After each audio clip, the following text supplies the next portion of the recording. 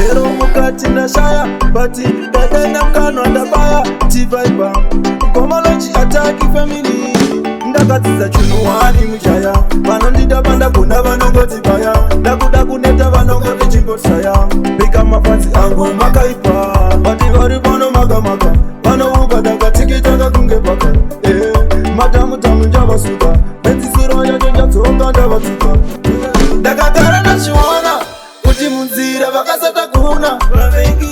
Maje mairasa Ndakakuona kwandira muna basa Leave me alone Ndakagara na shiwana Kuti munzira vakasata kuna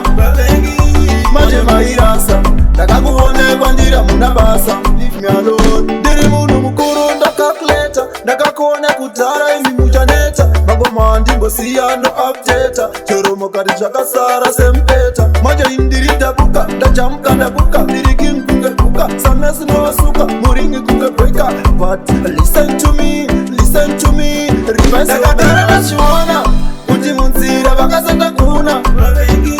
Maje mairasa Ndakakuona kwandira muna basa Leave me alone Ndakagara na shiwana Kuti munzira vakasata kuna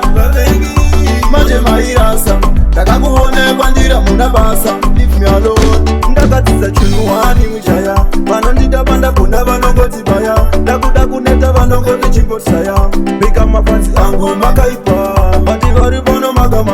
Vano uba daga tikitaka kungebaka Madamu tamu njava suka Beti suro ya jenja tonga ndava tuka Ndakagara na shiwana Kuti munzira vakasata kuna Maje mairasa Ndakakuona kwandira muna basa Leave me alone Ndakagara na shiwana Kuti munzira vakasata kuna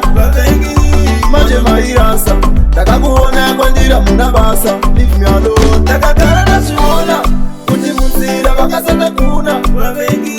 Maje mairasa Ndakakuona kwandira muna basa Leave me alone Ndakagara na shiwana Kuti munzira vakasata kuna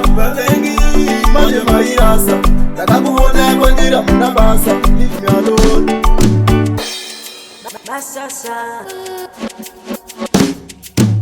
Jisumel